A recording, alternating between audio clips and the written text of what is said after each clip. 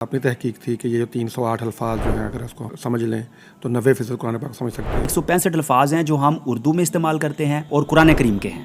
رات کو بھی جب آنکھ کھلتی تو یہ سوچ آتی کہ میں بچوں کا کہیں وقت تو نہیں ضائع کر رہا۔ قرآن کریم اور قوت خیال آپ کی تصنیف ہے۔ اکثر بچے بھی یہ سوال پوچھ لیتے ہیں کہ جی پریشانی بڑی ہے، سکون نہیں ملتا، بے چینی ہے، ڈپریشن ہے۔ قرآن پاک وہ واحد کتاب ہے جو ماضی، حال اور مستقبل ایک ہی وقت میں تینوں سفر کرتی ہے۔ پاکستان کا جو نظام تعلیم ہے، آپ یہ سمجھتے ہیں کہ اس وقت جو ہمارا نوجوان یا اسٹوڈنٹ اس سے نکل کے تو آ رہا ہے معاشرے میں، وہ اس کے تقاضے پورے کرتا ہے آج کے دور کے؟ ہمارا نصاب تعلیم جو ہے وہ دور حاضر کے اس طرح تقاضے پورے نہیں کر رہا جس طرح تقاضے پورے کرنے چاہیے۔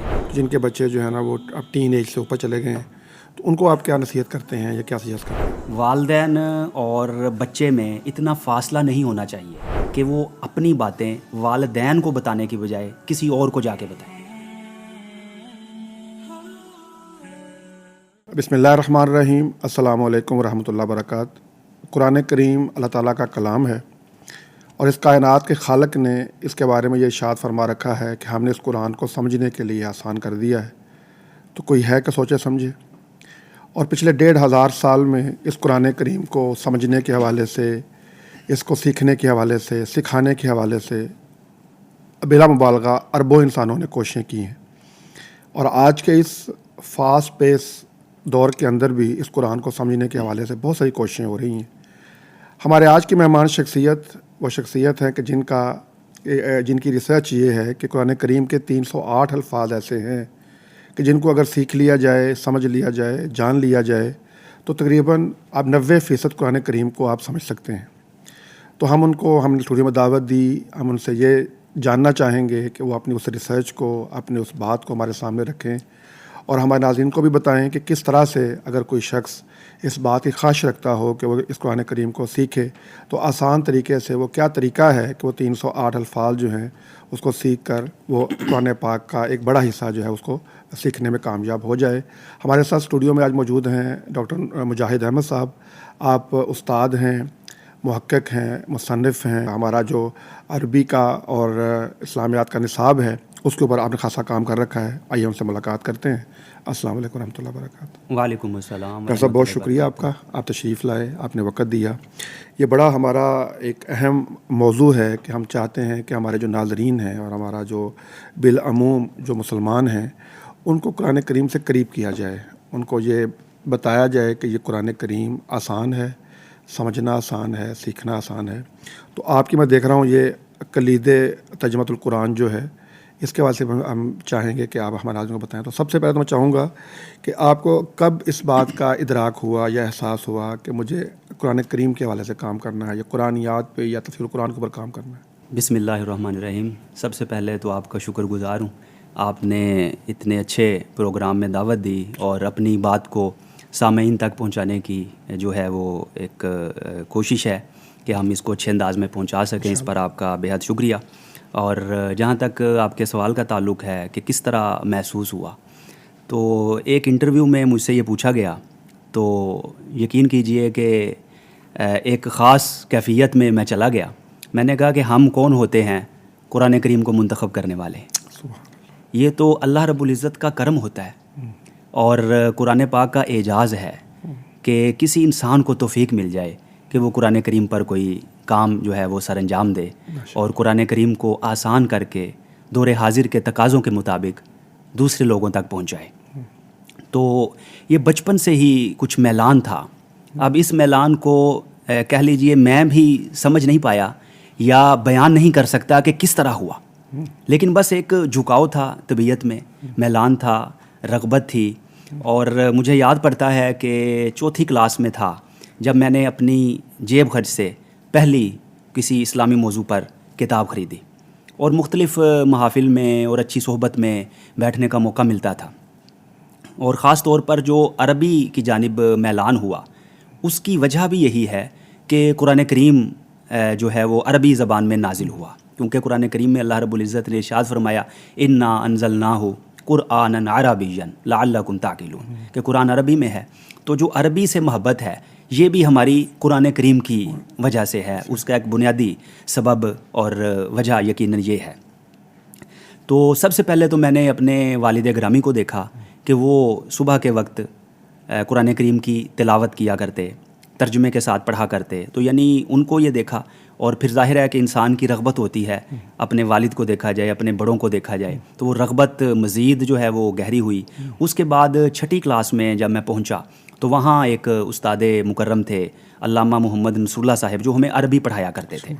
تو ان سے میں متاثر ہوا اور میں نے کہا کہ جی یہ اتنا اچھا پڑھاتے ہیں, اس کا سبب کیا ہے؟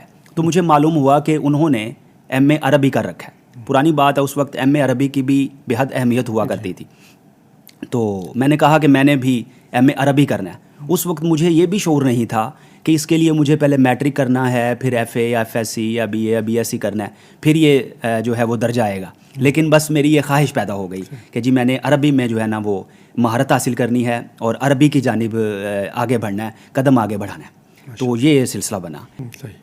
تو پھر اس کے بعد آپ جو ہے نا وہ لاہور آ گئے؟ جی اس کے بعد پھر بی اے ہو گیا. بی اے کے بعد ساتھ پھر پنجاب یونیورسٹی میں داخلہ لیا, ایم اے عربی میں ایم اے کیا, پھر ایم فل عربی میں کیا, اور پھر جو ہے وہ پی ایچ ڈی عربی میں کرنے کی سوال آ رہا سعادت ہے ملی. کہ بچپن میں خواہش ہوئی, آپ نے جیسے فرمایا کہ آپ 4th کلاس میں تھے, 4تھی کلاس میں تھے, تو یہ خواہش پیدا ہوئی. بعد میں جب انسان ذرا شعور کی منزل کو پہنچتا ہے تو یہ بھی سمجھتا ہے کہ اچھا اس میں ساتھ میرا معاش بھی جڑا ہوا ہے. اگر میں نے ظاہر بات ہے کوئی ایجوکیشن حاصل کرنی ہے تو اس کے بعد میں ظاہر بات اس کی نوکری بھی چاہیے ہوگی. جی تو یہ خیال نہیں آیا کہ یہ عربی پڑھ کے تو مطلب شاید نوکری نہ ملے یا معاش کا جی یہ تو نہیں خیال آیا کہ معاش کا کوئی مسئلہ بنے گا. لیکن کچھ لوگ ایسے تھے, انہوں نے کہا کہ جس مضمون کا آپ نے انتخاب کر لیا ہے یہاں تو آپ ایک پیسہ نہیں کما سکتے. تو لیکن اللہ رب العزت نے ایسے ایسے اسباب اور ذرائع پیدا فرمائے کہ اب میں سوچتا ہوں کہ شاید کچھ اور میں کرتا تو شاید اس طرح کے وہ ذرائع اور اسباب مہیا نہ ہوتے. کیونکہ میں یہ سمجھتا ہوں کہ انسان جو بھی کام کرے اس میں مہارت حاصل کرے. تو بڑے آپ کے پاس مواقع ہیں, آپ کچھ بھی کر لیں لیکن اس میں مہارت حاصل کریں.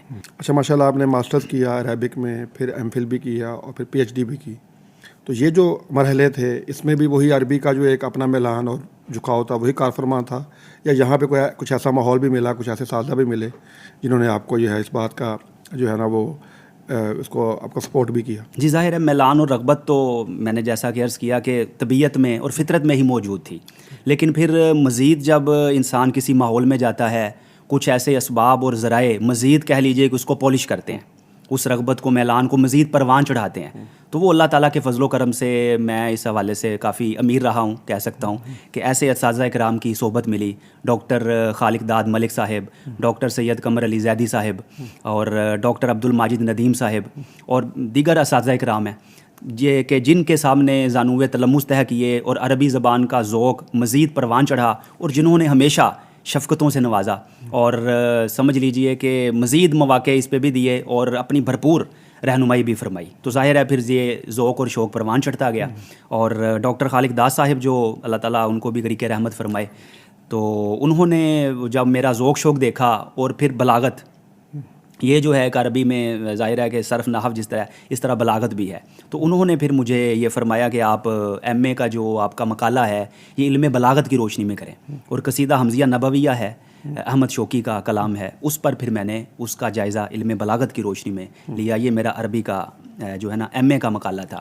اور ایم فل میں بھی قصیدہ بان سواد حضرت کعب بن زہیر کا قصیدہ ہے, اس کا علم بلاغت کی روشنی میں جائزہ لیا. اور پی ایچ ڈی میں پھر سعادت نصیب ہوئی, تھوڑا سا بلاغت کو بھی سمجھ لیا. تھوڑا سا انسان جب ایک کام میں لگا رہتا ہے تو ظاہر ہے کہ مزید انسان سیکھتا ہے. تو پھر جو ڈاکٹر عبد الماجد ندیم صاحب ہیں وہ میرے تھے نگران مقالہ پی ایچ ڈی میں, انہوں نے پھر جو موضوع دیا اور طے ہوا دیگر اساتذہ کے ساتھ, وہ پھر تفسیر مظہری, اس کے اندر جو انہوں نے نشاندہی فرمائی ہے صاحب تفسیر مظہری نے, قاضی ثناء اللہ پانی پتی علیہ رحمہ نے, قرآن کریم کی بلاغت کی, وہ نشاندہی جو انہوں نے فرمائی اس کی میں نے پھر نشاندہی کی کہ کہاں کہاں انہوں نے اس کو لکھا اور کس کس طرح لکھا اور کس انداز میں لکھا.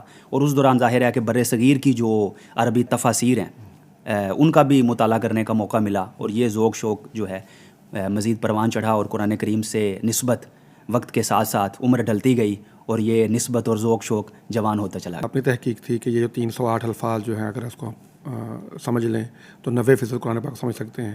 اس کا آغاز کب کیا؟ جی، جب یہ جیسا کہ میں عرض کر رہا تھا کہ پنجاب یونیورسٹی میں پڑھانا شروع کیا تو پہلا سمیسٹر پڑھایا، پھر دوسرا پڑھایا، اور میں نے دیکھا کہ میں تو پڑھاتے جا رہا ہوں، آنکھیں بند کی پڑھانا شروع کیا، ایک رکوع ہوا، دوسرا، تیسرا، بچوں پہ کوئی اثر نہیں ہو رہا۔ اب میں جو ہے نا وہ سمجھ لیجئے کس حوالے سے بے چین ہوا، رات کو بھی جب آنکھ کھلتی تو یہ سوچ آتی کہ میں بچوں کا کہیں وقت تو نہیں ضائع کر رہا، تو ایک بڑی پریشانی لاحق ہوتی کہ میں جاتا ہوں 1 گھنٹہ وقت دیتا ہوں وہاں پہ، تو بچوں پہ تو کوئی اثرات نہیں ہو رہے، مطلب جتنا وہ پڑھتے ہیں اتنا بھی ان کو یاد نہیں ہوتا، تو یہ کیا صورتحال ہے؟ تو پھر میں نے کوشش کی کوئی ایسا طریقہ اختیار کیا جائے کہ مختصر وقت کے اندر وہ زیادہ سے زیادہ سیکھ سکیں، اور پھر مختلف کتابوں کا مطالعہ کیا، بہت سے قرآنی اسکالرز کو سنا، اور مزید اس پہ کاوش کی، اور انٹرنیٹ کے ذریعے، سوشل میڈیا کے ذریعے جتنے ذرائع سمجھ لیجئے میرے لیے ممکن تھے ان سب کو میں نے بروئے کار میں لایا، اور کوشش کی کہ کوئی ایسا طریقہ، اور کچھ طریقہ پھر یہ جو آپ کے سامنے کتاب ہے کلید ترجمہ قرآن، اس میں نے وہ ذکر کیا جو میں نے سمجھا، سیکھا، اور جس نتیجے تک پہنچا، اور اس میں پھر اس نتیجے تک پہنچا کہ جی یہ 308 الفاظ ہیں، تو اس میں پھر 2 فہرستیں نا دے دی، ایک اس میں فہرست ہے 165 الفاظ کی، یہ 165 الفاظ وہ ہیں جو ہم اردو میں بھی استعمال کرتے ہیں، یعنی قرآن کریم کے الفاظ ہیں لیکن ہم اپنی زبان اردو میں استعمال کرتے ہیں، تو میں کہتا ہوں کہ ہم اردو زبان بولتے ہیں، سمجھتے ہیں، سیکھتے سکھاتے ہیں، یہ ہماری خوش قسمتی ہے، کیونکہ اردو زبان یہ عربی کی آغوش میں پروان چڑھی ہے اور اسے عربی سے ہی گٹھی ملی ہے، تو اس لیے یہ ہماری خوش قسمتی ہے کہ ہم اگر اردو کو اچھے انداز میں سمجھیں تو قرآن کریم کے بھی ہم قریب ہو جاتے ہیں اور کچھ نہ کچھ جو ہے وہ تفہیم ممکن ہو جاتی ہے۔ تو اس میں نے بتایا کہ جی 165 الفاظ ہے، اس اپنی کتاب میں فہرست دے دی کلید ترجمہ قرآن میں، تو 165 الفاظ ہیں جو ہم اردو میں استعمال کرتے ہیں اور قرآن کریم کے ہیں اردو میں استعمال کرتے ہیں، اور وہ قرآن کریم میں آئے ہیں 30,974 بار، ایک اس میں یہ فہرست ہے، اور ایک اس میں دوسری فہرست ہے کثیر الاستعمال الفاظ، یعنی جو بار بار آ رہے ہیں، چھوٹے چھوٹے الفاظ ہیں، چھوٹے چھوٹے حروف ہیں، وہ ہیں جی 143، اور وہ آئے ہیں جی 38,718 بار، اور اگر ان دونوں کو جمع کیا جائے تو یہ 69,692 بنتے ہیں، اور قرآن کریم کے جو کل الفاظ کی تعداد ہے تقریباً وہ 77,437 ہے، یعنی سمجھ لیجئے کہ یہ اگر فہرست جو دی ہے اردو والی اور کثیر الاستعمال والی دونوں کر لیں تو یہ 308 الفاظ بن گئے، اور 69,692 بار آئے ہیں، اور بقیہ جو الفاظ بچ گئے وہ ہیں جی 7,745، یعنی 77,437 میں سے تقریباً 7,745 بچ گئے، یعنی 90% جو لفظی حوالے سے ہے وہ آپ سمجھ آ جائے وہ جی آپ نے جو ہے وہ سمجھ لیا تقریباً 90%، اور باقی وہ 10% حصہ جو ہے وہ رہ گیا۔ تو پھر اس طریقے کے مطابق میں نے بچوں کو پڑھانا شروع کیا، ان کو بتایا کہ یہ اردو والے جو الفاظ ہیں نا 165، یہ آپ نے یاد نہیں کرنے، یہ آپ کو آتے ہیں۔ بالکل ٹھیک محترم، کتنی ہی ایسی چیزیں ہیں جو ہمیں معلوم ہیں لیکن یہ نہیں معلوم کہ معلوم ہے، ہاں بالکل، جب کوئی بتاتا ہے نا وہ ہمارے اندر موجود ہیں، ہمارے رگ و پہ میں سمائی ہوئی ہیں، لیکن جب کوئی بتاتا ہے کہ یہ چیز یہ تو آپ کو پتہ ہے تو پھر انسان کہتا ہے جی جی بالکل یہ تو مجھے پتہ ہے۔ تو اس طرح پھر میں نے بچوں کو بتایا کہ یہ ساری چیزیں آپ کو پتہ ہے، میں آپ کو پڑھانے نہیں آیا، میں آپ کو بتانے آیا ہوں کہ آپ کو پتہ ہے، بس اتنا بتانے آیا ہوں کہ جو آپ کو پتہ ہے اور آپ کو یہ نہیں پتہ کہ ہمیں پتہ ہے وہ میں آپ کو بتانے آیا ہوں۔ تو پھر یہ جو طریقہ کار اختیار کیا تو یہ بہت زیادہ الحمدللہ اللہ تعالیٰ کے فضل و کرم سے مؤثر ہوا، اور بچوں کو اس سے بڑا فائدہ ہوا، اور مجھے بھی جو ہے نا وہ ایک طمانینت اور سکون نصیب ہوا کہ واقعی اب کچھ نہ کچھ فائدہ ہونے لگ گیا، اور وقت کے ساتھ ساتھ پھر یہ سلسلہ ظاہر ہے اس میں بہتری آتی گئی، اور اب بھی ظاہر ہے بہتری کی گنجائش ہے وہ ہمیشہ رہتی ہے، لیکن یہ ہے کہ ایک نتیجے تک میں پہنچ گیا کہ اس طرح بچوں کو پڑھانا ہے۔ ماشاء اللہ۔ اچھا ڈاکٹر صاحب، ایک تو یہ ہوگا کہ آپ نے یہ 308 الفاظ سیکھ لیے، اس سے جو ہے شروع ہو گیا۔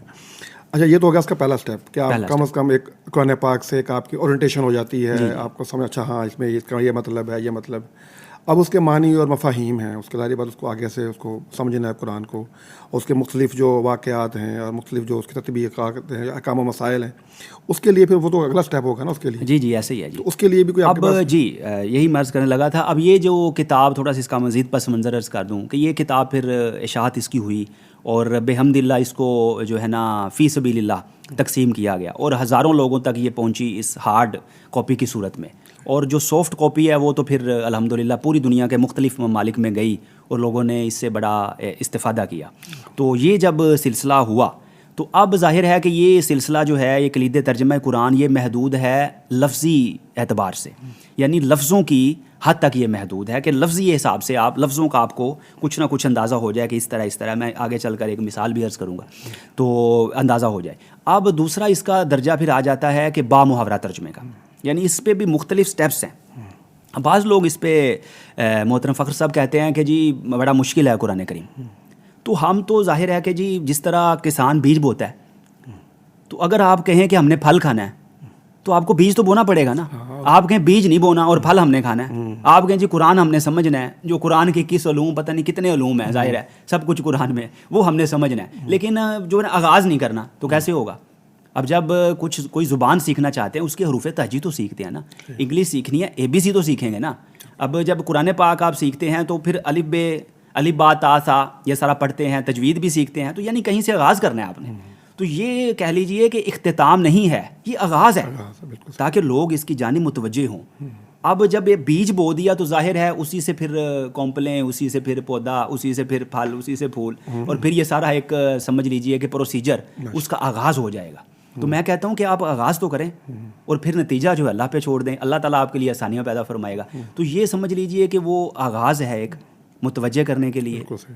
اور اگر قرآن پاک کی گہرائی دیکھیں تو اس کی میں ایک چھوٹی سی آپ کو مثال دے دوں، جیسے علم نحو والے کہتے ہیں کہ یہ جو بسم اللہ الرحمن الرحیم کی با ہے، اب اس کے 20 سے زائد معنی ہیں علم نحو میں، 20 سے زائد معنی صرف با کے ہیں، تو یہ گہرائی میں تو آپ جتنا مرضی چلے جائیں پھر، لیکن ہم تو مخاطب ہیں عوام الناس سے، عام لوگوں سے، طلبہ و طالبات سے، کہ جی قرآن کریم کی طرف آئیں، اور نصیحت کے لیے تو قرآن پاک بڑا آسان ہے، سیدھی بلکہ عام لوگوں کے لیے بھی، جو خواتین ہیں، عام لوگ ہیں جو بھی، وہ بھی، ہاں جی وہی میں نے عرض کیا کہ عوام الناس وہ تو ان کے لیے تو جو ہے نا آغاز تو کہیں سے کرنا ہے نا، تو یہاں سے آپ آغاز کریں گے اور لفظی ترجمے کے حوالے سے، جیسا کہ آپ نے بھی سوال فرمایا لفظی میں۔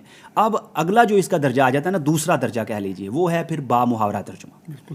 اب جب یہ سلسلہ ہوا تو بچے لفظی حوالے سے کرنے لگ گئے جی، تو اب میں نے سوچا کہ جی لفظی حوالے سے تو یہ سلسلہ بن گیا، لیکن اب وہ کہتے ہیں کہ محاورہ ہی نہیں بنتا۔ اب ظاہر ہے کہ لفظوں کا آپ کو ایک ایک آ گیا، اس کا یہ مطلب، اس لفظ کا یہ، اس کا یہ، تو اب ظاہر ہے کہ اس کو جوڑنا کیسے ہے، اس سے مفہوم کیسے عکس کرنا ہے، تو پھر غور و فکر جو ہے وہ سلسلہ ہوا۔ تو یہ تقریباً سمجھ لیجئے کہ سارا جو کہہ لیجئے ایک عمل ہے، اس کے لیے کوئی 4 سے 6 سال کا عرصہ لگا، یہ جو دوسری کتاب اور اس کا جو پہلے میں نے آپ سے عرض کیا۔ تو یہ دوسری کتاب نا جی وہ پھر افہام القرآن کے نام سے، جس میں با محاورہ ترجمے کے حساب سے یہ پھر 15 اسباق اس میں نے بیان کیے، جو آن لائن کورسز لوگ کرواتے ہیں یا مطلب عام فزیکل کروانا چاہیں 15 کلاسز کے اندر، جس کے اوپر تقریباً کہہ لیجئے کہ 10 گھنٹے کا وقت درکار ہوتا ہے، یعنی 40-45 منٹ میں آپ ایک سبق پڑھا سکتے ہیں۔ اور یہ چونکہ میں بھی آن لائن پڑھاتا رہا ہوں تو اس سے جو نتیجہ عکس کیا، تو اس میں تقریباً 10 گھنٹے کا وقت لگتا ہے۔ تو اگر کوئی وہ کر لے، اور اس کے لیے پھر کچھ چیزیں بتائی ہیں کہ آپ کا ہوم ورک کیا ہے، یعنی آپ نے کلاس تو لے لی، اب ظاہر ہے کہ گھر پہ بھی کچھ کرنا ہے یا کلاس کے بعد بھی کچھ کرنا ہے، تو اس کے لیے پھر ہوم ورک بتایا کہ اس طرح اس کو آپ لے کے چلیں۔ تو اگر کوئی کر لے تو انشاءاللہ العزیز اللہ رب العزت کی رحمت سے امید ہے کہ وہ با محاورہ ترجمہ بھی بہت حد تک کرنے لگ جاتا ہے، کہ مطلب اگر 10 سمجھ لیجئے آیات ہیں تو ان میں سے وہ 8-9 کا کچھ نہ کچھ حصہ با محاورہ ترجمہ کر لے گا، یا کچھ اس کو کچھ نہ کچھ سمجھ، کچھ نہ کچھ تو آئے گا، کم از کم اتنا سمجھ میں آ جائے گا کہ وہ جب ترجمہ پڑھے گا نا اور اس پہلو سے دیکھے گا جو اس 15 اسباق میں ہم نے بتایا ہے، تو وہ ایک دفعہ دیکھے گا پھر اس کو کبھی بھولے گا نہیں، کم از کم اتنا اس کو ضرور جو ہے نا آسانی پیدا۔ اب ایسا نہیں ہو کہ وہ یہ بالکل بے خبر ہے کہ اس کے اندر لکھا کیا ہوا ہے، اس عربی کے اندر جو میں عربی پڑھ رہا ہوں اس کے اندر اندازہ ہے کہ اس کے اندر یہ واقعہ بیان ہوا ہے، اس کے اندر یہ بات ہو رہی ہے، اس طرح کا اس کا یہ موضوع ہے، یہ بات سمجھ آ جائے گی۔ جی یہ بات سمجھ میں آ جائے گی کہ یہ کیا بات ہو رہی ہے، اللہ تعالیٰ کیا فرما رہا ہے، اس کو یہ کچھ نہ کچھ جو ہے نا اس کا یہ فرمائیے کہ یہ جب آپ نے پڑھایا، یعنی وہ کلید بھی یا پھر یہ بعد میں افہام القرآن بھی، تو کیا فیڈ بیک کیا تھا؟ ظاہر بات ہے جو لوگ جن کو آپ پڑھاتے ہیں تو ایک فیڈ بیک بھی آپ کے سامنے ہوتا ہے کہ ہم خود بیان کر رہے ہیں، لوگ کیا کہتے ہیں اس کے بارے میں؟ ہاں، لوگوں نے جب یہ پڑھا، بچوں نے خاص طور پہ، میرا وہ سلسلہ جو رہا اسکول کالج میں اور یونیورسٹی میں خاص طور پہ پڑھانے کا، تو ان کے بڑے اچھے تاثرات تھے، اور میں جو ہے وہ صرف پڑھانے تک ہی اکتفا نہیں کرتا، بلکہ ان سے اگلے دن جو پڑھا ہوتا ہے وہ سنتا بھی ہوں کہ جی وہ جو آپ کو بتایا تھا 165 الفاظ ہیں وہ آپ نے کیسے نکالے، وہ یہاں کس آیت میں کیسے کیسے استعمال ہو رہے ہیں. جو 143 الفاظ ہیں جو آپ نے فہرست یاد کر لی, وہ کس کس آیت میں کس کس طرح استعمال ہو رہے ہیں, ذرا ان کا مطلب بتائیں. اور پھر جو با محاورہ والی بات ہے کہ میں تو اس کو غیر محسوس طریقے سے, یہ جو 15 روزہ ہے نا, کیونکہ یہ ہمارے نصاب میں تو ظاہرہ شامل نہیں ہے, نصاب کے تقاضے تو کچھ اور ہیں نا, وہ شامل نہیں ہے, لیکن میں غیر محسوس طریقے سے یہ جو 15 اسباق ہیں یہ میں بچوں کو پڑھا دیتا ہوں. کالج میں پڑھاتا ہوں تو یہ میں ساتھ ساتھ بچوں کو پڑھا دیتا ہوں, تو وہ الحمدللہ اس قابل ہو جاتے ہیں کہ وہ ایک سمیسٹر پڑھ لیں تو 8 سمیسٹر جو ہیں وہ ویسے ہی پھر چلتے رہتے ہیں, ان کے لیے بے حد آسان ہو جاتے ہیں. اور بڑی وہ جو ہے نا وہ لوگ اس پہ دعائیں بھی دیتے ہیں, کیونکہ ایک چینل بھی بنایا اس پہ, تو اس میں نے بھی یہ سارے اسباق جو ہیں وہ تقریباً موجود ہیں, مختلف لیکچرز موجود ہیں, کلید ترجمہ قرآن پہ بھی, افہام القرآن پہ بھی. تو پوری دنیا سے پھر لوگوں کے جب وہ میسیجز آتے ہیں, پیغامات آتے ہیں کہ جی ہمارے لیے تو بڑی آسانی ہو گئی, اور وہ دعائیں دیتے ہیں, تو بڑی پھر خوشی آپ کی بہت سی دعائیں جی, اللہ تعالیٰ آپ کا یہ جو سلسلہ قبول فرمائے اور اس کو لیے آپ کے لیے حسد کا جاریہ بنائے. ظاہر بات جو لوگ سیکھیں گے وہ آپ کا جو حسد کا جاریہ ہے انشاء اللہ. ڈاکٹر صاحب یہ فرمائیے کہ قرآن کریم اور قوت خیال آپ کی تصنیف ہے, آپ نے کتاب, تو یہ خیال کہاں سے آیا؟ تو یہ ماحول دیکھا جی جو جس طرف ہماری نسل نو جا رہی ہے, تو بڑی کہہ لیجئے کہ پریشان کن صورتحال ہے کہ سوشل میڈیا کا دور ہے, اتنا تیز رفتار دور ہے, اور نسل نو جو ہے وہ گمراہی کی طرف جو ہے نا بہتی جا رہی ہے. اللہ ماشاء اللہ اچھے بچے بھی, اچھے لوگ بھی ہر جگہ موجود ہیں, لیکن ایک بڑی تعداد جو ہے اور الہاد کی طرف اور ان چیزوں کی طرف جا رہی ہے. اور سب سے بڑھ کر دیکھا کہ سکون نہیں.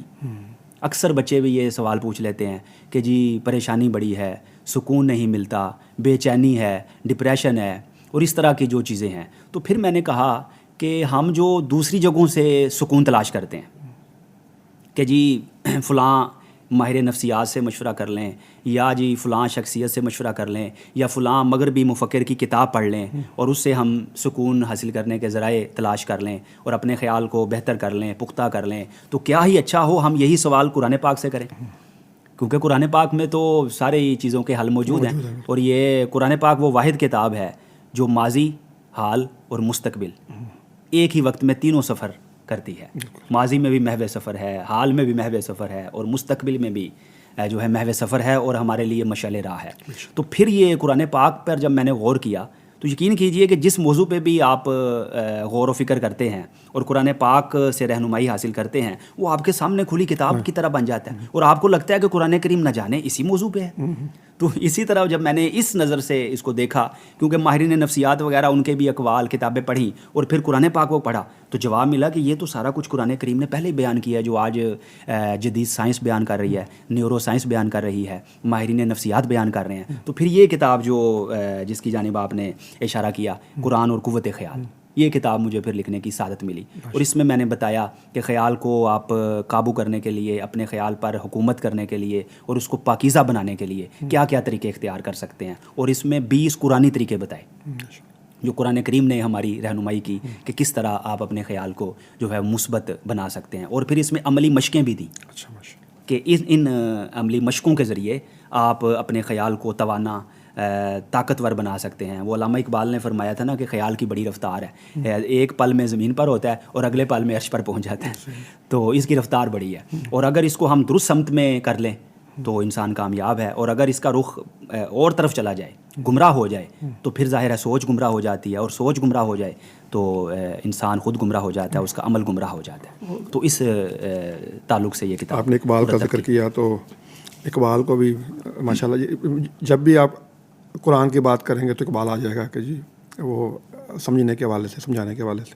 تو اقبال کو بھی آپ نے اس حوالے سے پڑھا, سیکھا اور سکھایا, تو اس کو آپ کیسے ریلیٹ کرتے ہیں قرآن کے ساتھ؟ جی وہ میں نے کیا ریلیٹ کرنا ہے جی, علامہ اقبال نے پہلے خود ہی ریلیٹ کیا ہے. وہ کہتے ہیں کہ اگر میں نے قرآن سے ہٹ کر کوئی بات کی ہو, قرآن کے خلاف کوئی بات کی ہو, تو بروز حشر مجھے رسالت مآب صلی اللہ علیہ وآلہ وسلم کے پائے اقدس کا بوسہ نصیب نہ ہو. اور میں تو اقبال کو غالب سے بھی بڑا شاعر سمجھتا ہوں. ظاہر ہے لوگ اور حساب سے دیکھتے ہیں, غالب سے بڑا شاعر اس لیے سمجھتا ہوں مفاہیم کے اعتبار سے کہ اقبال کا موضوع قرآن ہے, اور قرآن سے بڑی کتاب کوئی نہیں. تو جو قرآن کی بات کرے گا ظاہر ہے سب سے بڑا شاعر وہ ہے. اور علامہ اقبال ویسے بھی آفاقی نوعیت کے اور طرز کے اور مقام کے شاعر ہیں. تو قرآن پاک میں خود انہوں نے ایسے ایسے مقامات پوری کہہ لیجیے آیات ہی باندھ دی شاعری میں. یہ بڑا مشکل کام ہے. جیسے وہ کہتے ہیں نا جی, حکم حق ہے لیسا للانسانی الا ما سعی، کھائے کیوں مزدور کی محنت کا حق سرمایہ دار. اب دیکھیں نا وہ ایک ٹکڑا آیت کا لیسا للانسانی الا ما سعی باندھ دیا. اور علامہ الاسماء اور اس طرح کے بے شمار الفاظ جو قرآن پاک کے ہیں، تراکیب ہیں، الفاظ ہیں، مفاہیم تو ہیں ہی ہیں، لیکن تراکیب بھی اور اس طرح کی چیزیں علامہ اقبال نے اپنے کلام میں کہہ لیجئے کہ شعر کی صورت میں باندھ دی ہیں. جب آپ عربی زبان و ادب کی بات کرتے ہیں تو پھر نعت گوئی بھی آتی ہے اس کے اندر، تو آپ نے عربی نعت گوئی کے اوپر بھی جو ہے وہ آپ کا کام کیا ہے، اس حوالے سے بھی ذرا بتائیے. جی اس پہ جی 2 کتابیں نا خاص طور پہ، ایک تو نعت عہد نبوی میں، یہ جو کتاب ہے نا جی نعت عہد نبوی میں، تو اس دور کے جو تقاضے تھے، اس دور کا جو معاملات چل رہے تھے، اور اس میں جو شعراء کرام تھے انہوں نے نبی کریم صلی اللہ علیہ وآلہ وسلم کی نعت کس طرح کہی. کیونکہ اس دور میں اگر دیکھا جائے دور جاہلیت میں تو وہ ظاہر ہے کہ اور طرز کا دور تھا، اور اس میں جو ہے کہہ لیجئے کہ شاعری اس میں غیر مناسب بھی، غیر اخلاقی بھی، نازیبا کلمات اور اس طرح کے الفاظ آ جاتے تھے. لیکن جب اسلام طلوع ہوا، نبی کریم صلی اللہ علیہ وآلہ وسلم کے دامن اقدس سے لوگ وابستہ ہوئے، تو پھر شاعروں کے سوچنے کا انداز بھی بدل گیا اور ان کی شاعری میں پاکیزگی آ گئی، اللہ تعالیٰ کی حمد آ گئی، رسالت مآب صلی اللہ علیہ وآلہ وسلم کی نعت آ گئی. تو اپنی اس کتاب میں میں نے اس دور کے حوالے سارا بیان کیا کہ رسالت مآب صلی اللہ علیہ وآلہ وسلم کے جو شعراء ہیں ان کی تعداد 172 ہے. 160 جو ہے وہ مرد ہیں اور 12 خواتین بھی ہیں جنہوں نے رسالت مآب صلی اللہ علیہ وآلہ وسلم کی نعت لکھی ہے.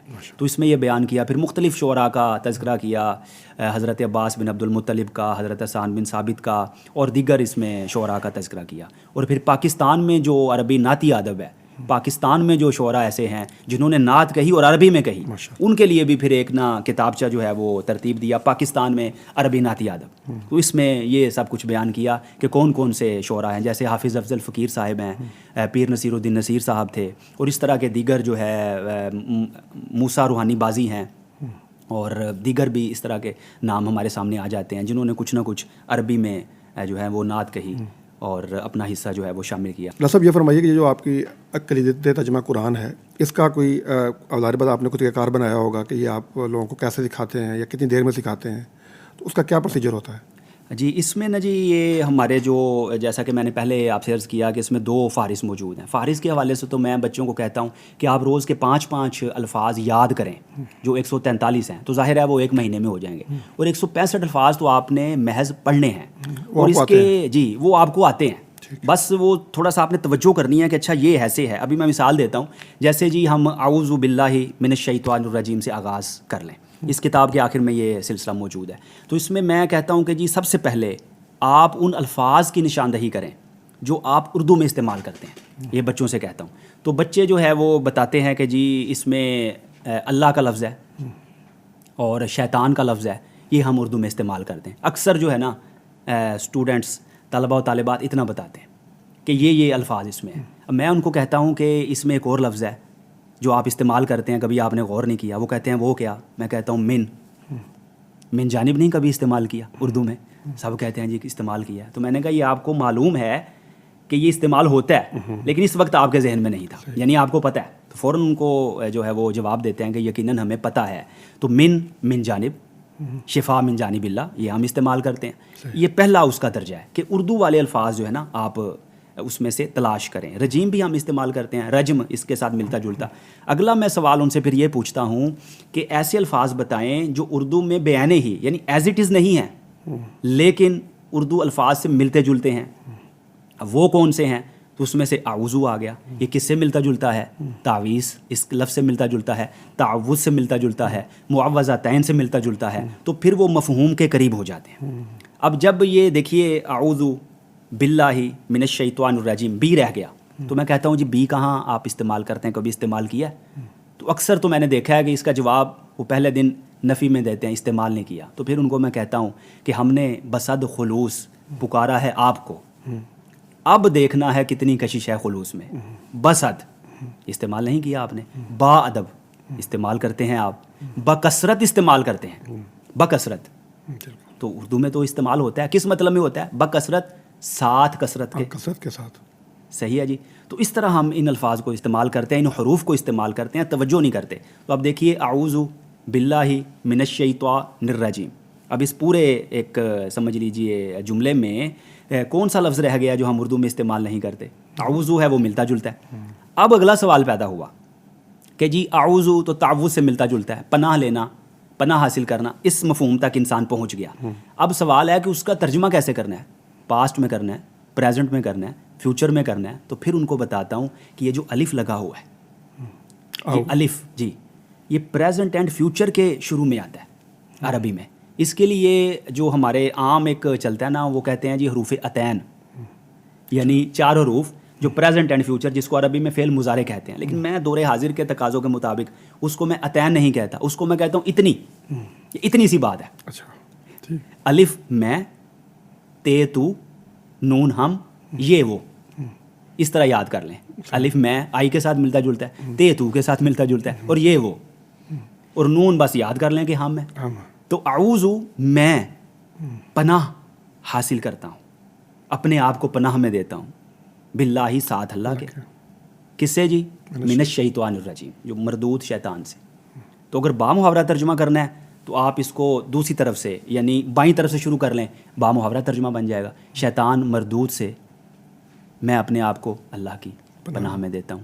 تو اس طرح پھر اعوذ باللہ. تو مطلب ہے کہ ایک تو سب سے پہلے اردو کے الفاظ، پھر اردو سے ملتے جلتے الفاظ، اور پھر علامات جو تفصیل کے ساتھ. یہ جو دوسری کتاب ہے فہم القرآن 15 کلاسز والی، اس میں نے اس کو بیان کر دیا کہ علامات کو آپ نے کس طرح دیکھنا ہے. اس میں سے ایک میں نے بتا دیا، اتنی، یہ آپ کر لیں کہ الف تے نون، یہ یاد بھی اب رہے گا انشاءاللہ ہمارے ناظرین کو. تو یہ آغاز ہے قسم کا. اسی طرح بسم اللہ میں آ جائیں گے تو بسم اللہ میں ایک بھی لفظ ایسا نہیں ہے، ایک بھی حرف ایسا نہیں جو اردو میں استعمال نہیں کرتے. بی ابھی بات ہو گئی، اسم جناب کا اسم گرامی، اللہ، رحمان، رحیم. اور اگر سورہ فاتحہ میں آ جائیں تو اس میں نے بتایا ہے جی کہ بسم اللہ اور سورہ فاتحہ، اس میں کل جو الفاظ و حروف ہیں نا وہ 34 ہیں ٹوٹل. جی اعوذ سے شروع کر لیں تکرار کے بغیر، اعوذ سے شروع کر لیں اور ولضالین یہاں تک آ جائیں تو یہ 34 ہیں جی. اور 34 میں سے صرف 3 ہیں جو ہم اردو میں استعمال نہیں کرتے، صرف 3. ایک ان میں سے ہے الدین، چونکہ دین اور مطلب میں ہم استعمال کرتے ہیں، وہاں روزہ جزا والا ہے مطلب، ایک آ گیا. اس کے بعد ایا خاص، اور اللہ زینا وہ لوگ جن کو، یہ 3 ہیں جی. تو باقی سب یا اردو میں استعمال کرتے ہیں یا اردو الفاظ سے ملتے جلتے ہیں. تو اس طریقے کے مطابق جو اس کتاب میں بیان کیا، جب آپ پڑھ لیں، چند میں نے مثالیں بھی پیش کر دیں، تو آپ کو 34 الفاظ کے ذریعے 41,337 الفاظ و حروف کا ترجمہ آ جاتا ہے. سورہ فاتحہ کو کہا جاتا ہے نا خلاصہ قرآن ہے، مفاہیم، مطالب، معنی کے اعتبار سے اور الفاظ کے اعتبار سے بھی ہے. اگر اعوذ باللہ سے لے کر ولضالین تک آپ دیکھ لینا جی، تو اس کے الفاظ پورے قرآن پاک میں اور حروف بکھرے ہوئے ہیں. اور پھر اس کتاب میں نے 2 صفحے آخر پہ دے دیے، وہ ایک کہہ لیجیے کہ ایک بات کی تھی کہ اب آپ یہ جو 2 صفحے دیے ہیں کسی جگہ سے بھی دے دیے، یہ آپ دیکھ لیں تو اس میں سے لازمی یہ ہوگا کہ ہر سطر میں سے آپ کو کم از کم 1 یا 2 لفظ یا حرف جو ہے وہ ان کا ترجمہ آتا ہوگا صرف سورہ فاتحہ پڑھنے سے. کوئی سطر بھی دیکھ لیں قرآن پاک کی. تو یعنی اتنی یہ جامع صورت ہے. اور اس انداز سے پھر میں آگے لے کے چلتا ہوں اور پڑھاتا ہوں، اور پھر بڑا اچھا جو ہے وہ طلبہ و طالبات ہوتے ہیں، بچے، وہ بڑا اچھا اس پہ جو ہے ان کے تاثرات ہوتے ہیں اور بہت کچھ سیکھتے ہیں. اور جو مسائل ہوتے ہیں ظاہر ہے پھر وہ وقت کے ساتھ ساتھ حل ہوتے رہتے ہیں جو مشکلات پیش آتی ہیں. ڈاکٹر صاحب یہ بھی فرمائیے کہ یہ پڑھاتے وقت کوئی ایسا دلچسپ یا کوئی یادگار واقعہ آپ کو پیش آیا ہو کسی اسٹوڈنٹ کی طرف سے یا خود کسی استاد کی طرف سے؟ جی اس میں بعض اوقات ہوتا ہے کہ جی جب بچے آ کر بتاتے ہیں کہ جی جو آپ نے لیکچر دیا یہ ہم نے اس کو پورا لکھا ہے، اور ہم جا کر اپنے والدین کے ساتھ اور اپنے دیگر بہن بھائیوں کے ساتھ بھی اس کو شیئر کرتے ہیں اور ان کو بتاتے ہیں کہ قرآن پڑھنے کا طریقہ یہ ہے. تو اس پہ پھر بڑی جو ہے نا وہ خوشی حاصل ہوتی ہے. اور یہ بارہا اس طرح کے واقعات ہوئے. اور بعض جگہوں پہ تو پنجاب یونیورسٹی میں پڑھاتا تھا تو ایک غیر مسلم بچہ بھی تھا، وہ بھی باقاعدہ ترجمہ قرآن کی کلاس لیتا تھا اور مجھے علم ہی نہیں تھا. میں تو ویسے جیسے ظاہر ہے کہ جب ایک انسان پڑھا رہا ہوتا ہے تو وہ سب بچوں کو تو نہیں اس حساب سے جانتا کہ کون کیا ہے اور کس طرح ہے، عام طور پہ نہیں پتہ ہوتا، 40-50 جو ہے وہ تعداد ہوتی ہے. تو وہ اتنی دلچسپی لیتا تھا کہ وہ ترجمہ قرآن کی کلاس پڑھتا تھا، جبکہ یہ لازمی نہیں ہے. ان کے لیے لازمی ہاں ان کے لیے لازمی نہیں ہے. ان کے لیے وہ الگ سے ظاہر ہے کہ اخلاقیات کا ایک سلسلہ ہوتا ہے، وہ پڑھیں، لیکن وہ میری کلاس میں بیٹھتا تھا اور سوالات بھی اسلام کے حوالے سے کرتا تھا. تو اس کو میں نے کہا کہ آپ جو بھی آپ کے ذہن میں سوال ہو وہ آپ پوچھ لیا کریں، کیونکہ اس نے بتایا کہ جی سوال پوچھنے بڑی پابندی ہے ہمارے ہاں. تو میں نے کہا یہاں آپ جو آپ کے ذہن میں سوال ہے پوچھ لیا کریں، اگر جواب آتا ہے تو جواب دیا کریں گے، نہیں آتا تو پھر کچھ کہہ لیجئے کہ تحقیق کر کے یا کسی سے پوچھ کے آپ کو بتا دیا کریں گے. لیکن آپ سوال، ایک دن اس نے بڑا یہ عجیب سوال پوچھا. اس نے کہا کہ جی میں نے ایک روایت پڑھی ہے، حدیث پڑھی ہے کہ جی ہر بچہ فطرت اسلام پہ پیدا ہوتا ہے، اور اس کے والدین اسے فلاں فلاں جو مذہب کے مختلف نام آئے جی، مجوسی، نصرانی اور یہودی وغیرہ بناتے ہیں. تو اس نے کہا کہ یہ بھی میں نے سنا ہے کہ آپ لوگ بچے کے کان میں اذان کہتے ہیں، تو اگر وہ مسلمان ہی ہے، فطرت اسلام پہ ہے، تو اذان کیوں کہتے ہیں؟ میں نے کہا بیٹا اذان ہم اس لیے نہیں کہتے کہ وہ مسلمان نہیں ہے، وہ فطرت اسلام پہ نہیں. اذان ہم اس لیے کہتے ہیں کہ آپ تو مسلمان ہی ہیں، کیونکہ عالم ارواح سے آئے. الحمدللہ ہم بھی مسلمان ہیں، ہم اس کو تسلی دیتے ہیں کہ آپ جو ہیں ہم بھی وہی ہیں. تو اس طرح کے پھر مختلف واقعات ایسے ہوتے تھے دلچسپ. اور میری عادت ہے کہ میں بچوں سے کہتا ہوں کہ آپ کسی طرز کا بھی کوئی سوال پوچھ لیں، اگر آتا ہے تو جواب دیتے ہیں، نہیں آتا تو تحقیق کے بعد بتا دیتے ہیں. یعنی پابندی نہیں کہ یہ نہ پوچھیں اور وہ نہ پوچھیں. اس طرح بالکل صحیح. بالکل ڈاکٹر صاحب ماشاء اللہ آپ اسٹوڈنٹس کو پڑھاتے ہیں، خود بھی استاد ہیں، کالج میں پڑھاتے ہیں. تو آج آپ نے ویسے اپنی گفتگو میں ذکر بھی کیا کہ الحاد بہت ہے، تو آپ کیا سمجھتے ہیں کہ آج کی اس نوجوان نسل کو ہم کیا دیں یا کیا ان کے ساتھ معاملہ کریں؟ خاص طور پر میں چاہوں گا کہ پیرنٹس ہماری بات سن رہے ہیں تو جن کے بچے جو ہے نا وہ اب ٹین ایج سے اوپر چلے گئے ہیں، تو ان کو آپ کیا نصیحت کرتے ہیں یا کیا سجیسٹ کرتے ہیں؟ جی سب سے پہلے تو یہی ہے کہ جی ان کی بات سنیں. والدین اور بچے میں اتنا فاصلہ نہیں ہونا چاہیے کہ وہ اپنی باتیں والدین کو بتانے کی بجائے کسی اور کو جا کے بتائے. کیونکہ یہ انسان کی فطرت ہے کہ اس نے اپنے جو ہے نا جی دل میں باتیں ہیں، اس کی جو سوچیں ہیں وہ اس نے دوسروں کو بتانی ہیں، کسی جگہ تو بات کرنی ہے نا. تو جب آپ پابندی لگا دیں گے جی اس پہ آپ نے بات نہیں کرنی، یہ سوال نہیں پوچھ سکتے، تو میں کہتا ہوں پابندی نہ لگائیں. اگر کسی کے ذہن میں سوال پیدا ہو گیا، سوال تو کچھ بھی پیدا ہو سکتا ہے، سوال غلط نہیں ہوتا، جواب غلط ہوتا ہے. تو سوال پوچھنے دیں، آپ جو بھی پوچھیں، جس حوالے سے بھی پوچھیں. ہاں ان کی جب تربیت کر لیں پھر ان کو بتائیں کہ سوال کے آداب کیا ہیں، سوال کے تقاضے کیا ہیں، لیکن سوال پہ پابندی نہ لگائیں. کیونکہ وہ آپ سے اگر نہیں پوچھے گا تو وہ سوال جو ہے وہ اس کے اندر جو ہے وہ کرتا اگر وہ کہہ لیجئے کہ کچھ ایسا سوال ہے جو مناسب نہیں، تو وہ کہہ لیجئے کہ لاوا بن جائے گا اور اس کو جو ہے ہو سکتا ہے الحاد کی طرف لے جائے، گمراہی کی طرف لے جائے. تو آپ سوال پہ پابندی نہ لگائیں، سوال کرنے دیں، سوال سنیں اور اس کو جواب دیں، ریکٹ بھی نہ کریں اس کے اوپر. جی بالکل ایسے ہی ہے. اور غصے کا یا شکوے کا اظہار نہ کریں. بلکہ ایک تو سبب یہ ہے کہ نسل نو کے سوال سننے پڑیں گے ہمیں. اگر ہم سوال نہیں سنیں گے تو وہ گمراہی کی وادیوں میں چلے جائیں گے، وہ الحاد کی طرف چلے جائیں گے، وہ دہریت کی طرف چلے جائیں گے. تو سوال ان کو پوچھنے دیں اور پھر جواب دینے کی کوشش کریں، یا اہل علم حضرات سے رابطہ کر کے اس کا جواب معلوم کر کے ان کو جواب بتائیں. اور دوسرا جو ہے نرمی اور حکمت اور محبت کے ساتھ جواب دیں.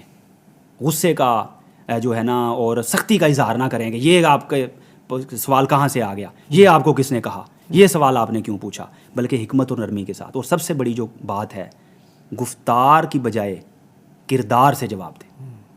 جب آپ صرف گفتار کی بات کریں گے نا تو وہ کہیں گے آپ تو ایسے کر رہے ہیں اور یہ کیا جی اسلام کیا، یہ ایسے کہتے ہیں اور کرتے ایسے ہیں. کردار کے ساتھ آپ نے جواب دینا ہے اور اسلام کی حقانیت کو ثابت کرنا ہے. ڈاکٹر صاحب خود یعنی اس سارے سفر میں ماشاءاللہ آپ نے مطلب اپنے شہر سے پھر لاہور آئے، یہاں پڑھا، اساتذہ سے پڑھا. مشکل مرحلے بھی آتے ہیں انسان کی زندگی میں، تو ان مشکل مرحلوں میں آپ کا کیا یعنی کیا کہتے ہیں لاہ عمل کیا ہوتا ہے انسان کا ہونا چاہیے؟ علامہ اقبال کی طرف ایک منسوب شعر ہے جی، ویسے ان کا نہیں ہے. تو تندیے باد مخالف سے نہ گھبرا اے عقاب، یہ تو چلتی ہے تجھے اونچا اڑانے کے لیے. تو یہ جو مشکلات ہوتی ہیں نا جی، تو یہ تو سمجھ لیجئے، میں ان کو سمجھتا ہوں یہ سیڑھیاں ہیں جن پر قدم رکھ کے انسان اوپر جاتا ہے. اور مرزا غالب نے کہا تھا کہ مشکلیں مجھ پر پڑی اتنی کہ آسان ہو گئیں. تو جب آپ مشکلوں کو بھی اس طریقے سے ڈیل کرتے ہیں اور لیتے ہیں تو وہ آسانیاں بن جاتی ہیں. اور پھر جب بھی کوئی مشکل آتی ہے تو میں قرآن پاک کا وہ پیغام یاد کرتا ہوں، فَإِنَّ مَعَ الْعُسْرِ يُسْرًا. ہر مشکل کے ساتھ بہت بڑی آسانی ہے. یہ علم بلاغت کے قاعدے کے تحت میں اس کا ترجمہ کر رہا ہوں کہ ہر مشکل کے ساتھ بہت بڑی آسانی ہے. مشکل چھوٹی، آسانی بہت بڑی. تو میرا یہ ایمان ہے جب بھی مشکل آتی ہے وہ انسان کے اپنے فائدے کے لیے ہے, اس کو سنوارنے کے لیے, نکھارنے کے لیے, اور اس کو جو ہے اونچا اڑانے کے لیے, اور اس کی پرواز کو مزید جو ہے پروان چڑھانے کے لیے آتی ہے. تو مشکلوں سے گھبرانا نہیں چاہیے. جب آپ نہیں گھبرائیں گے تو وہ مشکل ایک وقت وہ آ جائے گا کہ آپ مشکلوں سے بھی لطف اندوز ہوں گے. اور جب آپ کا جذبہ صادق ہو, ذوق سلیم ہو اور اخلاص ہو تو پھر آپ مشکلوں سے نہیں گھبراتے. پھر آپ جو ہے نا وہ مشکلوں کا مقابلہ کرتے ہیں, بلکہ مشکلوں سے لطف اندوز ہوتے ہیں اور اپنا سفر جو ہے وہ جاری رکھتے ہیں. ڈاکٹر صاحب یہ بڑی خوبصورت بات آپ نے کی. میں سمجھتا ہوں کہ آج کے ہماری نوجوان کو کیا بالعموم ہر انسان کو اس بات کی ضرورت ہے کہ مثبت سوچ اور مثبت خیال جی اس کو ضرور جو ہے وہ زندگی کے اندر جو ہے نا وہ لے کر آئے, ورنہ تو زندگی یہ بہت مشکل ہو جائے گی. اسٹریس, ڈپریشن, انزائٹی, یہ جو بات آپ فرما رہے ہیں کہ اگر آپ مشکلات کو ایسے ڈیل کرنا شروع کریں پھر تو چیزیں بڑی خوبصورت ہو جائیں گی. جی بالکل ایسے. تو یہ کیسے پیدا کی جا سکتی ہے یہ بات اپنے اندر؟ وہی جی بات ہے, میں تو کہتا ہوں کہ تعلق بالقرآن, ہر سوال کا جواب. جیسے اللہ تعالیٰ فرماتا ہے لا تقنطوا من رحمت اللہ, اللہ کی رحمت سے مایوس نہیں ہونا. پھر فرماتا ہے کہ ہر مشکل کے ساتھ جو ہے وہ آسانی جو ہے وہ ملی ہوئی ہے. اور پھر اللہ رب العزت فرماتا ہے کہ فإنک بأعیننا, آپ ہماری نگاہوں میں ہیں, دیکھ رہا ہوں میں آپ کو. تو اللہ تعالیٰ پھر دل کے حال بھی انسان کے جانتا ہے, خیال جو پیدا ہوا اس کو بھی جانتا ہے, جو پیدا ہونے والا ہے اس کو بھی جانتا ہے, جو پیدا ہو چکا اس کو بھی جانتا ہے. تو مطلب اللہ کی رحمت کی جو وسعت ہے نا اس پہ نظر رکھیں کہ اگر کوئی مشکل ہے, پریشانی ہے, اسٹریس ہے, یہ چیزیں ساری ہیں, تو یہ رکھیں کہ اللہ تعالیٰ ہم سے بہت زیادہ محبت فرماتا ہے. تو اس میں بھی ہمارے لیے کوئی بہتری ہے. جیسے انسان بیمار ہو تو اس کو کڑوی دوا دی جاتی ہے, اس کو جو انجیکشن لگایا جاتا ہے, تو وہ ظاہر ہے کہ اس میں بہتری ہے, اگرچہ انسان نہیں سمجھتا, لیکن ڈاکٹر کو تو پتہ ہے, والدین کو پتہ ہے. بچے روتے رہتے ہیں, ہم نے انجیکشن نہیں لگوانا. اب بچے اپنے حساب سے سوچ رہے ہیں اور والدین اپنے حساب سے سوچ رہے ہیں, اور بچے کے فائدے کے لیے. اور بظاہر ہمیں یہ لگتا ہے کہ بڑی مصیبت ہے جی, لیکن اس سے انسان کے درجات کتنے بلند ہو رہے ہیں, اس کا روحانی طور پہ وہ کتنا مضبوط ہو رہا ہے, اور اس کا آخرت میں کتنا اجر ہے. جب ہم اس بات پر نظر رکھیں کہ یہ 60 سالہ زندگی, 70 سالہ زندگی, زیادہ زیادہ 100 سالہ زندگی, اس میں جو مشکلیں آ رہی ہیں اگلی زندگی کے لیے کتنی آسانیاں پیدا ہو رہی ہیں. ایک روایت میں آتا ہے کہ اہل مصائب کو جب دیکھیں گے نا محشر میں لوگ جو آسانیوں میں رہے, وہ کہیں گے کہ یا اللہ ہم پہ یہ مصیبتیں کیوں نہیں پڑی. تو میں سمجھتا ہوں کہ دونوں زندگیوں کو جب جوڑ کے ہم دیکھتے ہیں نا کہ اگر اس میں مشکل ہے تو بعد میں آسانی ہے, تو پھر انسان جو ہے وہ مطمئن ہو جاتا ہے. ڈاکٹر صاحب آپ استاد بھی ہیں اور مصنف بھی ہیں, بلکہ آپ نے جو نصابی کتب بھی لکھی ہیں. پاکستان کا جو نظام تعلیم ہے, آپ یہ سمجھتے ہیں کہ اس وقت جو ہمارا نوجوان یا اسٹوڈنٹ اس سے نکل کے تو آ رہا ہے معاشرے میں, وہ اس کے تقاضے پورے کرتا ہے آج کے دور کے؟ جی نصابی حوالے سے بھی کچھ کتابیں جو ہے وہ مجھے سعادت ملی ہے لکھنے کی, اور میں نے ہمیشہ یہی کوشش کی ہے کہ آسان سے آسان تر ہو بچوں کے لیے جہاں تک ممکن ہو, اور پھر اس کو دور حاضر کے تقاضوں کے مطابق لکھا جائے, اور پھر مثالوں کے ذریعے اس کی وضاحت کی جائے, اور پھر جو ہے بچوں کی اس سے کردار سازی ہو. لیکن یہ آپ کی بات بجا ہے جو آپ نے اشارہ فرمایا کہ ہمارا نصاب تعلیم جو ہے وہ دور حاضر کے اس طرح تقاضے پورے نہیں کر رہا جس طرح تقاضے پورے کرنے چاہیے.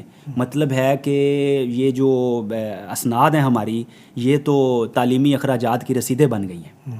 تو ہونا تو یہ چاہیے کہ بچوں کو ہنر لازمی سکھایا جائے, کچھ نہ کچھ ایسے انتظامات اور اہتمامات ہونے چاہیے کہ ان کو ہنر ضرور سکھایا جائے, تعلیم کے ساتھ ساتھ ہنر. تو جب وہ ہنر سیکھیں گے تو وہ اپنے جو ہے وہ کسی بھی میدان میں جائیں گے تو کامیاب ہوں گے. اب اگر آپ صرف تھیری تک رہیں, کمپیوٹر پڑھاتے رہیں, آئی ٹی پڑھاتے رہیں, اور صرف وہ نظریات تک رہیں, تو ان کا کیا فائدہ ہوگا. آپ کسی جگہ پہ جاتے ہیں, جاب حاصل کرنے کے لیے جاتے ہیں, تو وہ تو آپ کو دیکھتے ہیں نا عملی حوالے سے کہ آپ کتنا کام کرتے ہیں.